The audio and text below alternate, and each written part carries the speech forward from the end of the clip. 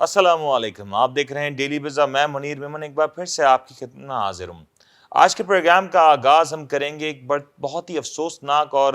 کافی بری خبر سے۔ آج کا دن کا آغاز جس طریقے سے ہوا، جس طریقے سے صبح 8:30 بجے پشاور میں ایک مقامی مدرسے پہ بم سے حملہ کیا گیا، بم بلاسٹ ہوا، جس کے نتیجے میں بہت سے لوگ زخمی ہوئے، اور اب تک کی جو رپورٹس آ رہی ہیں اس میں تقریباً 80 سے زائد لوگ ہیں جو کہ زخمی ہو چکے ہیں۔ ان تمام لوگوں میں تقریباً 7 افراد ایسے بھی ہیں جو اب تک شہادت نصیب کر چکے ہیں اور شہید ہو چکے ہیں، لیکن یہ سارے معاملات کافی زیادہ پریشان کرنے والے ہیں۔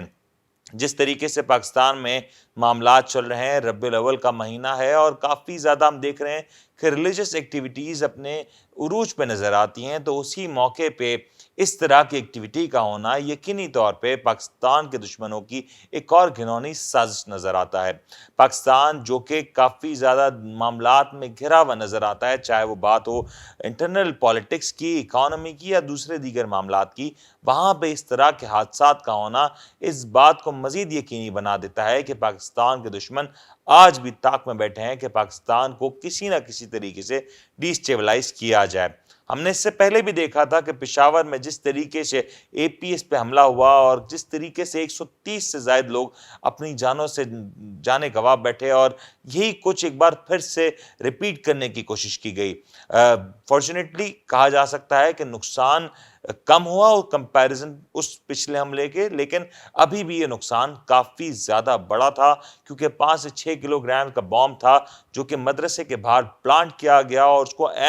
اس وقت بلاسٹ کیا گیا جب اپنی مدرسے میں کلاسز جاری تھیں۔ جس طریقے سے اب تک رپورٹس آئی ہیں اس میں جو زخمی ہونے والوں کی تعداد ہے جو کہ 80 کے قریب ہے، ان میں بیشتر کی جو عمر ہیں وہ 20 سے 25 سال کی ہیں، یعنی کہ نوجوان طبقہ تھا جو کہ نشانہ بنایا گیا، اور ایک بار پھر سے پاکستان کے امن کو کافی حد تک ٹھیس پہنچانے کی کوشش کی گئی۔ یہ بات یہاں نہیں رکتی، کیونکہ اگر پاکستان کے رائٹ ناؤ ڈائنامکس کو دیکھیں، جس طریقے سے فرانس میں گستاخانہ خاکوں کا حوالے سے معاملات چل رہے ہیں، پورے پاکستان میں تحریکیں اٹھ رہی ہیں، پورے دنیا عالم اسلام میں تحریکیں اٹھ رہی ہیں، اور کافی زیادہ لوگ احتجاج کرتے نظر آ رہے ہیں، تو وہ ایک بہت بڑا ڈیسائسو پوائنٹ ہے پاکستان کے لیے کہ پاکستان اپنا احتجاج کس حد تک ریکارڈ کراتا ہے اور کن ذرائع سے ریکارڈ کراتا ہے۔ دوسری جانب پاکستان میں جو انٹرنل پالیٹکس کے معاملات ہیں وہ بھی کافی تیزی سے آگ پکڑتے نظر آ رہے ہیں۔ ان سارے معاملات میں تیزی نظر آتی ہے، سیاسی شعلہ بیانیاں نظر آتی ہیں، اور ہر طرف دیکھیں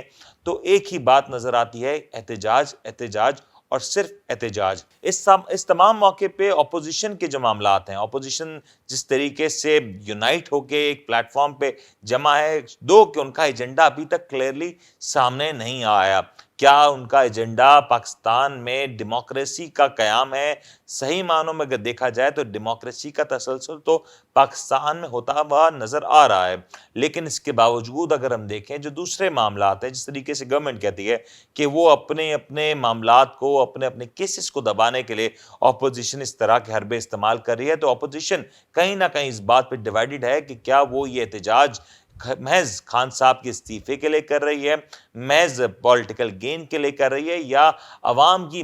کے حوالے سے جو معاملات ہیں مہنگائی کے، کیا ان کو اس بات کا ادراک ہو چلا ہے فائنلی، جس کی وجہ سے وہ سب سڑکوں کا رخ کرتی ہوئی نظر آ رہی ہے۔ اپوزیشن کا بیانیہ کافی حد تک بٹاوا نظر آیا، اور کافی زیادہ ان جلسوں میں جو تقاریر کی گئیں اس کے حوالے سے ہم نے دیکھا کہ بہت سے لوگ اس طرح کی جو تقاریر آئیں ان پہ کافی زیادہ احتجاج کرتے ہوئے بھی نظر آئے، کیونکہ ان تقاریر میں بہت زیادہ میسیجنگ اس طرح سے دی گئی کہ وہ کہیں نہ کہیں پاکستان کے مجموعی طور پہ جو نظام ہے اس کی نفی کرتے ہوئے دیکھا جا سکتا ہے۔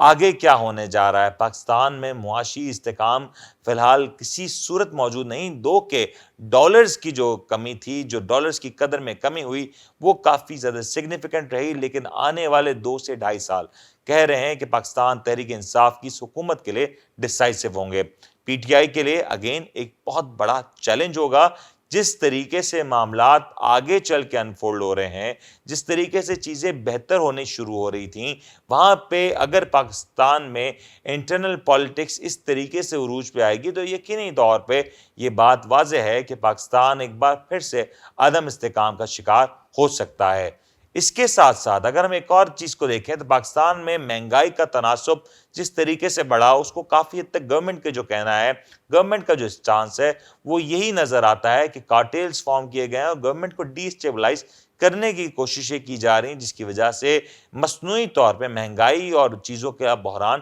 پیدا کیا جا رہا ہے۔ دوسری جانب پاکستان کی خارجی اور داخلی صورتحال بھی اسٹیک میں نظر آتی ہے، تو یہ تمام تر معاملات مل کے گورنمنٹ کے لیے مزید چیلنجز کرتے ہوئے نظر آتے ہیں۔ ایک جانب بلاول بھٹو زرداری اور مریم نواز تقاریر کرتے نظر آتے ہیں تو دوسری جانب عمران خان صاحب بھی بھرپور جوابی وار کرتے ہوئے دکھائی دیتے ہیں۔ گورنمنٹ اور حکومت کی اس جنگ میں آخر عوام کا کیا ہوگا؟ آخر عوام کے لیے کون اٹھ کھڑا ہوگا اور کون ہے جو عوام کے صحیح معنوں میں حقوق کا تحفظ کرے گا؟ گورنمنٹ کی بات کریں یا اپوزیشن کی، دونوں ہی اس تمام تر صورتحال میں ناکام نظر آتی ہیں کہ گورنمنٹ ہو یا اپوزیشن عوام کے حقوق کے تحفظ کے لیے اب تک کوئی بھی اقدام کرتے ہوئے نظر نہیں آتی۔ اگر سندھ میں دیکھا جائے تو پیپلز پارٹی کی گورنمنٹ ہے، جہاں پہ سالہ سال سے پیپلز پارٹی کی گورنمنٹ ہونے کے باوجود بھی نظام کی جو بات نہ ہی کی جائے وہ بہتر ہے۔ اس کے علاوہ پنجاب کی بات کریں تو پنجاب میں سالہ سال سے نواز شریف صاحب کی پی ایم ایل این کی گورنمنٹ تھی اور اس کے وجہ سے ہم نے دیکھا کہ وہاں بھی کافی حد تک محرومیاں پائی جاتی ہیں اور خاص طور پہ ساؤتھ پنجاب کا جو صوبہ ہے وہ تو کافی حد تک بیکورڈ رہ چکا۔ اس ساری صورتحال میں ایک اور چیز نے بھرپور کردار ادا کیا، وہ تھا اورنج لائن ٹرین کا افتتاح۔ کافی زیادہ شادیانے بجائے گئے، خوشیاں بنائی گئیں کہ لاہور کے شہر میں اورنج لائن ٹرین کا ابتدا ہو گیا، انوگریشن ہو گئی، آغاز ہو گیا، لوگوں نے کریڈٹس بھی لے لیے۔ لیکن ان تمام کریڈٹس میں وہ لوگ یہ بات بھول گئے کہ اس ایک صوبے نے پورے صوبے کو، اس ایک منصوبے نے ایک پورے صوبے کو مقروض کر دیا۔ 2036 تک اس تمام تر پروجیکٹ کی جو لائبلٹیز ہیں، واجبات ہیں، وہ ادا کرنی ہوں گی گورنمنٹ آف پنجاب کو، یعنی کہ گورنمنٹ آف پنجاب اپنے ریونیو کا ایک بہت بڑا حصہ محض اس کے قرضوں کی ادائیگی میں صرف کر دے گا۔ اس تمام تر صورتحال میں ہم آپ کے ساتھ بہت جلد ایک ڈیٹیل پروگرام کریں گے اور بتائیں گے کہ اورنج لائن ٹرین جیسے منصوبے پاکستان کی معیشت کو کہاں تک اور کس حد تک نقصان پہنچا رہے ہیں۔ یہاں پہ ایک چھوٹا سا بریک لیں گے، بریک کے بعد واپس آئیں گے اور نظر ڈالیں گے کہ اسٹاک مارکیٹ میں کیا کچھ ہو رہا ہے۔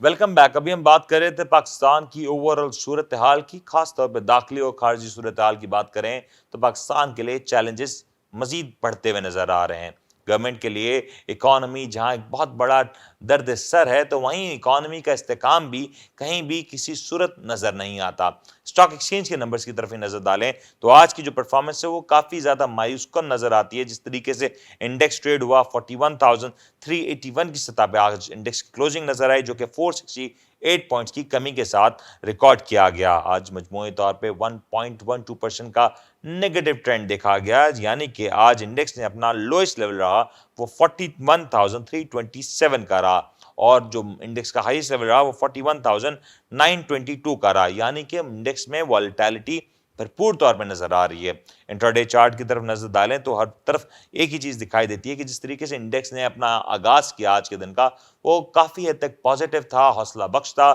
لیکن جوں انڈیکس اپنے آگے کی طرف بڑھتا گیا اور دن کلوزنگ کی طرف آتا گیا، وہیں پہ ہم نے دیکھا کہ جو کاروباری سرگرمیاں ہیں وہ ماند پڑتی گئیں اور جو سیلنگ پریشر تھا اس سے مارکیٹ کو کافی حد تک کنٹرول کیا۔ آج جو والیوم لیڈرز کی جو نمبرز نظر آئے اس میں یونٹی نمبر 1 پہ رہا 22.71 کی سطح پہ 1.04 کے پازیٹیو چینج کے ساتھ، پاور 10.25 پہ رہا 0.09 کے نیگیٹو چینج کے ساتھ، ایف ایف بی ایل 23.54 کے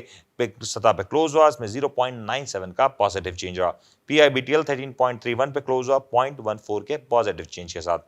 ایم ایل سی ایف 42.59 کی سطح پہ کلوز ہوا 1.33 کے نیگیٹو چینج کے ساتھ، جبکہ ایف سی سی ایل 21.46 کی سطح پہ کلوز ہوا 0.88 کے نیگیٹو چینج کے ساتھ، جبکہ ایف ایف ایل 15.94 پہ کلوز ہوا 0.155 کے نیگیٹو چینج کے ساتھ۔ اگر ہم مارکیٹ کی مجموعی صورتحال کو دیکھیں تو کل کے حوالے سے مارکیٹ نے آج امید کی جا رہی تھی، بہتر پرفارم کرنے کی امیدیں تھیں، لیکن آج بھی مارکیٹ نے پرفارمنس اس طریقے سے نظر نہیں آئی اور آج محض 95 اسکرپٹس ایسے تھے जो पॉजिटिव साइड पर क्लोज हुए, जबकि 252 स्क्रिप्ट्स में नेगेटिव ट्रेंड देखा गया। मुख्तलिफ इंडेक्सेस की तरफ नजर डालें तो आज ऑल शेयर इंडेक्स में 326 पॉइंट्स की कमी, ऑल शेयर इंडेक्स की बात करें तो PSX के ऑल शेयर इंडेक्स में 260 पॉइंट्स की कमी, KC30 इंडेक्स में 217 पॉइंट्स की कमी, KMI30 इंडेक्स में तकरीबन 1000 पॉइंट्स की कमी रिकॉर्ड की गई। ओवरऑल मार्केट के लिए सूरत हाल काफ़ी ज़्यादा मुश्किल है, क्योंकि अगर हम आज की डेट देखें तो ये रोल ओवर वीक है, और रोल ओवर वीक की वजह से मार्केट में काफ़ी हद तक प्रेशर बनता हुआ देखा जा सकता है।